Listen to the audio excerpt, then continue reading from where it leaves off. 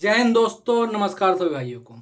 साथियों, क्या credit card default पर या फिर किसी भी तरीके के पर्सनल लोन, बिज़नेस लोन या फिर ऐसे किसी भी अनसिक्योर्ड लोन के अंदर अगर आप डिफ़ॉल्ट करते हो तो क्या आपको कभी भी जेल हो सकती है?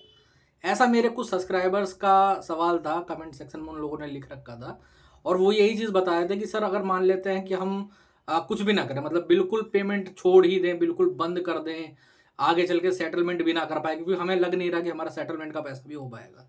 ऐसे बहुत सारे लोग हैं जिनके ऊपर कम से कम मल्टीपल लोन्स हो रखे हैं, 10-10, 20-20 लोन हो रखे हैं ऊपर और वो पेमेंट नहीं कर पा रहे हैं और उनका ये होता है कि मुझे पता है कि मैं सेटलमेंट भी शायद आगे नहीं कर पाऊँगा। क्योंकि फंड आ ही नहीं पाएगा कहीं से, क्योंकि मेरे ऊपर 20 लाख, 30 लाख, 50 लाख का कर्जा है। अगर उसका 10% में भी सेटलमेंट करना होगा मेरे को, तो 5 लाख, 6 लाख रुपए लग जाएँगे लमसम, अगर 50 लाख का 10% में कर रहे हो तो। तो उतने पैसे भी नहीं है। अगर सेटलमेंट ना करूँ तो क्या मुझे कभी भी जेल हो सकती है? तो साथियों, अगर कायदे से आंसर में मैं कहूँ आप लोगों को, ठीक है? जेन्युइनली एक शब्द में अगर आंसर कहूँ कि अगर आप सारे प्रिकॉशन करके चलोगे तो आपको कभी भी जेल तो छोड़ो, कभी भी कोर्ट का चेहरा भी देखने की ज़रूरत नहीं पड़ेगी। जी हाँ, आप लोग बिल्कुल सही सुन रहे हो।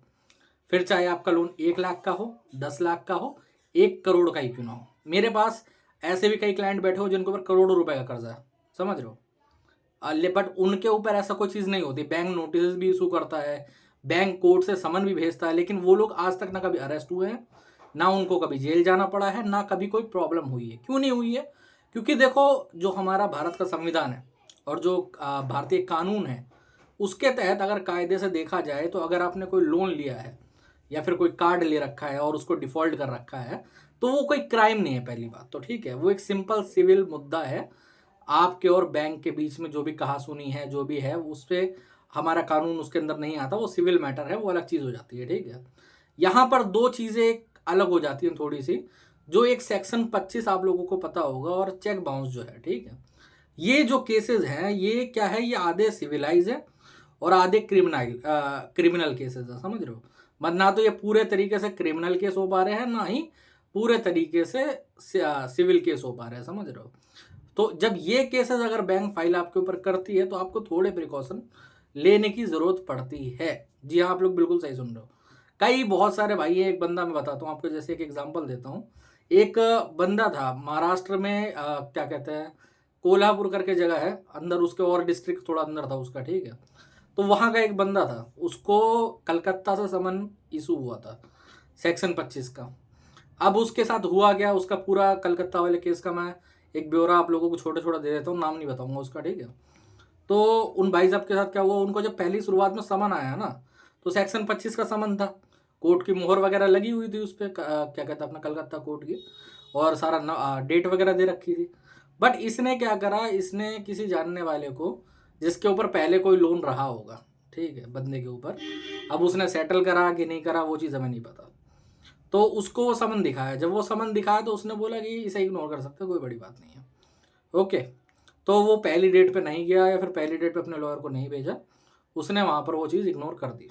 ओके, अब जो सेकंड डेट है, तो उसके अंदर उसका बेलेबल वारंट इशू हुआ था। अब आप लोगों को मैं बता देना चाहता हूँ, जो बेलेबल वारंट हमारा रहता है ना, उसमें सॉरी, उसमें होता क्या है बेलेबल वारंट के अंदर कि अरेस्ट नहीं होता है आपका, ठीक है? आपके नाम का वारंट आएगा, ओके, बट आपको अरेस्ट नहीं करा जाएगा, आपको थाने में बुला लिया जाएगा या फिर कोई पुलिस वाला आपके घर पे आ जाएगा, बोलेगा आइए, ये अपना रिसीव करिए, यहाँ पर अपना आधार कार्ड दीजिए, किसी एक और बंदे को ले आइए, उसका आधार कार्ड दे दीजिए और उसके बाद इसको लेके चले जाइए। जो नेक्स्ट डेट रहेगी वहाँ पर आके आप जाके कोर्ट में पेश हो जाना, अपनी बेल ले लेना, ओके। अब होता क्या है, जब इस बंदे को पुलिस स्टेशन से फ़ोन आता है, ठीक है, कि आपके नाम का वारंट आया है, आप पुलिस थाने आ जाइए। तो ये इतना ज़्यादा प्रेशराइज़ हो गया, इतना ज़्यादा डर गया, इतना ज़्यादा परेशान हो गया। मैं बता रहा हूँ क्यों, इतना ज़्यादा परेशान हो गया, उसको लगा कि भाई अब तो मेरा अरेस्ट है, ये वो। उसने उस दोस्त को फ़ोन करा, उसका भी भाई कुछ काम नहीं है। तो एट द एंड फिर उसने हमारा कॉल वगैरह बुक करा था, ठीक है। तो मेरे से बात वगैरह हुई, तो मैंने बोला ठीक है, आप वो पुलिस इंस्पेक्टर है, एक बार उन पे ये पूछ लीजिए कि नॉन बेलेबल है या फिर बेलेबल है, ओके। तो पुलिस इंस्पेक्टर से पूछा गया फ़ोन करके कि भाई साहब, कांस्टेबल था वैसे, पहली बात तो, ठीक है। तो उनसे पूछा गया कि बेलेबल है या नॉन बेलेबल है, तो उसने बोला कि बेलेबल है।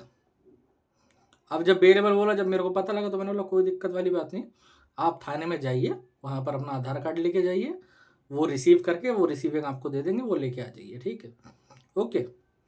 अब ये बंदा जाने को राजी नहीं, बोल रहा है मेरा अरेस्ट हो जाएगा, ये हो जाएगा, फलाना ढिमकाना, ये वो, मैंने एक बहुत बड़ी गलती करी, मैं लोन भर दूंगा, ये जैसे होगा अपनी किडनी बेच दूंगा, ऐसे ऐसी सी बात है। मतलब बंदा परेशान हो जाता है ना, तो क्या होता है कि माइंड काम नहीं करता कई बार। इसीलिए मैं आप लोगों को बोलता हूँ कि आपको मेंटली टॉर्चर नहीं होना, मेंटली परेशान नहीं होना। एक बार के लिए अगर आपके हाथ पैर टूट जाता है ना, मैं जेनुअनली बता रहा हूँ, ठीक है, तो आपको कुछ खास प्रॉब्लम नहीं होगी। बट अगर आप मेंटली रिगार्डेड हो गए होगे, मेंटली प्रेशराइज हो गए होगे रिकवरी वालों के चक्कर में, तो आपको दिक्कत होने लगेगी, समझ रहे हो। तो बंदा जैसे तैसे करके फिर गया, ओके, बहुत बोलने के बाद मेरे वहाँ गया, कुछ नहीं हुआ, आधार कार्ड लिया, दे दिया कि भाई ये रहा, अगली डेट पे चले जाइए अपना, ठीक है, ओके। अब कई बंदा आया मेरे पास, कह रहा सर अब क्या करना है नेक्स्ट डेट पे। तो मैंने बताया कि भाई नेक्स्ट डेट जो उसकी नेक्स्ट डेट जो लगी थी वो क्या 2.5 महीने बाद की लगी थी, और इसको जो मतलब आधा महीना लमसम चला गया था, उसके बाद बेल वारंट मिला था, तो उसके बाद लमसम 2 महीने थे बेल लेने के लिए। तो हमने बोला ठीक है आप आइए यहाँ पर आके बेल करवाइए, चले जाइए। तो कह रहा सर बेल होगा तो अरेस्ट होगा, फलाना ढिमकाना, ये वो। तो हुआ कुछ नहीं, वो बंदा फिर बेल भी करवाने आया था, सेम डे बेलेबल था ऑफेंस, तो सेम डे बेल हो गई। 1 घंटे के अंदर बेल का पेपर लेकर चला गया, वहाँ पर थाने में सबमिट कर दिया बेल का पेपर, एक कॉपी अपने पास रख ली, काम खत्म, समझ रहे हो। तो ये था पूरा उस केस का ब्यौरा। अब होता गया है कई लोगों के साथ में ना, मैं आपको एक चीज़ बताऊंगा। एक बंदा जेल भी गया, जेल जाने वाले की भी स्टोरी सुनाता हूँ क्यों गया था वो। तो उसके साथ क्या हुआ था, उसने समन को इग्नोर करा, उसने बेलेबल वारंट को इग्नोर करा, उसने उसके बाद में नॉन अवेलेबल वारंट इशू हुआ, उसको भी इग्नोर कर। मैं आप लोगों को एक चीज़ बताना चाहूँगा, अगर आपके खिलाफ नॉन अवेलेबल वारंट भी इशू हुआ होगा ना, तो भी आपको बेल मिल जाती है, क्योंकि ये सेम डे बेल वाला ऑफेंस है। नॉन बेलेबल इशू हो गया, कोई बात नहीं, आप वहाँ जाओगे, बेल मिल जाएगी आपको। और बताओ, समझ रहे हो। अब बट वही बात है कि आदमी का दिमाग कहाँ काम करने वाला है। यहाँ पर एड्रेस चेंज कर रखा था, तो पुलिस ढूंढ रही थी, मिल नहीं रहा था बंदा। अब उसके बाद में जब ये भगौड़ा घोषित हो गया, दो कम लमसम 6 महीने के बाद में, तब ये इसको याद आया कि एक काम करता हूँ, मैं पुराने एड्रेसेस पर रहने लगता हूँ जाके। वहाँ पर पुलिस ने 1-2 बार पूछताछ करी होगी, किसी पड़ोसी ने बता दिया पुलिस को कि भाई ये आ गया है। पुलिस क्योंकि पुलिस वाले भी परेशान करते हैं ना, कि अगर आस पड़ोसी में आप रह रहे हो तो आपको फ़ोन करके बार बार बोलेंगे कि वो आया है, देख ले वो। तो किसी ने बता दिया, पकड़ लिया इसको, पकड़ लिया। फिर वहाँ से पकड़ के इसको लेके गया गया कलकत्ता में। उसमें 2-3 दिन लग गए थे। 2-3 दिन बाद बेल हुई, 2-3 दिन ये जेल में रहा, समझ रहे हो। वैसे तो कायदे से अगर देखा जाए तो जो मिनिमम जो न्यायिक हिरासत का टाइम रहता है ना, वो 14 दिन का रहता है। बट इसकी किस्मत थोड़ी अच्छी थी वो, कि जितनी जल्दी पुलिस ले गई वहाँ से, उतनी जल्दी ये चल बच गया बेचारा। बेल हो गए 3-4 दिन तब भी रहा था, ठीक है। तो हुआ क्या एट द एंड, उसको करना क्या पड़ा, उसको मिली तो बेल। ये कोई ऐसा जुर्म तो है नहीं जिसमें तुम्हें सूली पे चटका दिया जाएगा या फिर तुमको जेल में रखा जाएगा, बेल है। तो सेम डे बेल वाला ऑफेंस है। तो आपको एक चीज़ समझ में आनी चाहिए कि आपके ऊपर कितना भी बड़ा कोई क्रेडिट कार्ड हो जाए, कितना भी बड़ा कोई लोन क्यों ना हो जाए, ओके, अगर आपको ऊपर के कोई समन आता है, ठीक है, कोर्ट से, चाहे सेक्शन 25 में है, चाहे फॉर्जरी में है, चाहे चेक बाउंस पे है, यही 3 में आएगा और किसी में नहीं आएगा। और कोई चीज़ का केस आपको नहीं होगा, और नोटिस आ सकते हैं आर्बिट्रेशन या फिर किसी और चीज़ का, ठीक है। और इन तीनों के समन भी तब रिसीव आपको होता है जब आप कोई नोटिस का रिप्लाई नहीं करते हो। अगर आपने time to time prior notice दिया होगा हर एक बैंक को, उसके बाद अगर कोई नोटिस आया होगा सेक्शन 25 का, चेक बाउंस का, या फिर अपना फॉर्जरी का, और उसका रिप्लाई भी करा होगा टाइम टू टाइम, तो 98% चांसेस है, सिर्फ 2% चांसेस मैं बता रहा हूँ, 98% चांसेस है कोई ऐसा केस कभी फाइल होगा ही नहीं आपके अगेंस्ट में। क्यों नहीं होगा, क्योंकि देखो केस फाइलिंग ना बहुत लंबा चौड़ा प्रोसीजर है, उसके अंदर सब चीज़ें देखी जाती है कि जो ये ग्राहक है उसको नोटिस सर्व हुआ कि नहीं हुआ, नोटिस सर्व हुआ है तो उसका रिप्लाई कोई आया था कि नहीं आया था, ये सारी चीज़ें देखी जाती है। जब आप रिप्लाई करोगे, जब आप अपनी दुखड़ा वैसे ही बताओगे प्रॉपरली, तो वैसे भी आपके ऊपर खास परेशानी कोई आने वाली है नहीं, ठीक है। एट द एंड होता क्या है, सेटलमेंट ही होती है, चाहे कोर्ट से हो चाहे ऐसे हो। कई लोग बोलते हैं ना कि चलो सर बिल्कुल ही हो गया, केस वगैरह चल रहा है तो मैं क्या कर सकता हूँ, मेरे पास पैसे ही नहीं सेटलमेंट के, तो केस चलता रहेगा, कोई बड़ी बात नहीं, चल दो। अगर केस हो गया है तो कोई केस को रोकने के भी 2-4 तरीके होते हैं। जैसे मान लो एक EMI पे केस करा है ECS में, चेक में तो क्या है टोटल अमाउंट डाल लेते हैं ये लोग, 10 लाख का होगा तो 10 लाख डाल देंगे। बट अगर ECS पे करा है तो एक ECS पे करा होगा, 10,000 रुपये की ECS है, आप कोर्ट में भर दो, केस हट जाएगा आपके ऊपर से। बट ये चीज़ मैं नहीं कहूँगा, क्योंकि होता क्या है ना, जब आप एक EMI भर के केस क्लोज करवाते हो तो ये लोग जानबूझ के फिर दोबारा केस डाल देते हैं दूसरी EMI पे, कुछ महीने बाद, 2-4-5 महीने बाद ऐसा करता है।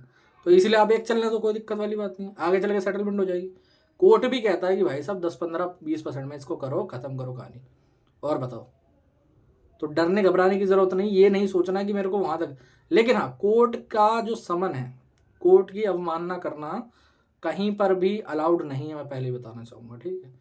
बहुत सारे भाई हैं बाद में रोते हैं, मैं आपको जेन्युइनली बताऊँगा, ऐसे बहुत सारी स्टोरीज है मेरे पास जिसमें बंदे कोर्ट को पहले समन्स आए जा रहे हैं, इग्नोर करे जा रहे हैं, बाद में रोते हैं जब एकदम नॉन अवेलेबल आ जाता है ना इनके सामने में।